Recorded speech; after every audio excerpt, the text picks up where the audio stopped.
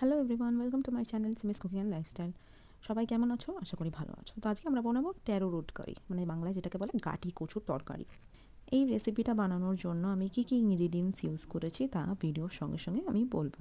তো প্রথমে আমি একটা কড়াই গরম করে তাতে একটু মাস্টার্ড অয়েল দিয়ে নিয়েছি। এই মাস্টার্ড অয়েলটা মানে এই সর্ষের তেলটা একটু গরম হয়ে আসলেই আমি তাতে দুটো পেঁয়াজ কুচি দিয়ে দেবো। পেঁয়াজগুলো আমি পাতলা পাতলা করে কেটে দিয়েছি যাতে একটু বেরেস্তা স্টাইলে ভাজাটা হয়, কারণ বেরেস্তা স্টাইলে ভাজলে পেঁয়াজটা একটু টেস্টি লাগে যে কোনো খাবার। আমি তো মনে করি, আমার তো বেশ লেগেছে, তোমরাও করে দেখো তোমাদের কেমন লাগে সেটা অবশ্যই আমাকে কমেন্ট বক্সে জানিও। যদিও এই রেসিপিটা আমার মায়ের রেসিপি, তাতে আমি একটুখানি এই টুইস্টটাই দিয়েছি। তো একটু ভালো করে ভাজা হয়ে গেলে আমরা কাটি কচুগুলো দিয়ে ভালো করে ভেজে নেবো। গাটি কচুটাকেও ভালো করে ভেজে নেবো। তারপর দিয়ে দেবো একটু স্বাদ মতো নুন। আমি এখানে সন্দক লবণ ব্যবহার করেছি। তারপরে ভালো করে ভাজা ভাজা করে নিয়েছি। ভাজা ভাজা হয়ে গেলেই মানে একটুখানি ব্রাউনিশ কালার চলে আসলেই তাতে আমি আদা রসুন বাটা আর একটুখানি এর সঙ্গেই কাঁচা লঙ্কা বাটা রয়েছে, তো সেটা আমি পেস্ট দিয়ে দিয়েছি।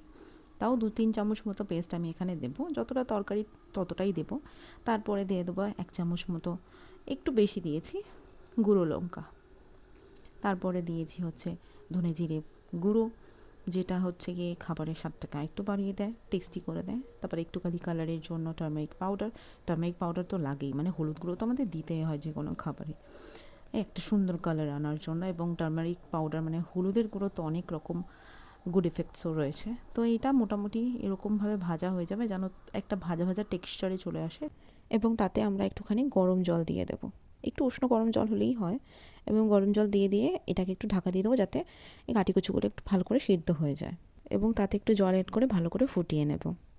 মোটামুটি ফুটে গেলে তাতে একটু ধনেপাতা দিয়ে দেবো, যাতে একটু গার্নিশিংয়ের জন্য দিয়েছি আর একটু ফ্লেভারটাকে সুন্দর করার জন্যই দেওয়া। এবার মোটামুটি ঝোলটা শুকিয়ে আসবে। এই যে গাটি কুচুগুলো একদম ভালো করে সিদ্ধও হয়ে গেছে, এই দেখিয়ে যাচ্ছে একদম নাড়াতে গিয়ে ভেঙে যাচ্ছে। এবার নামিয়ে নেব।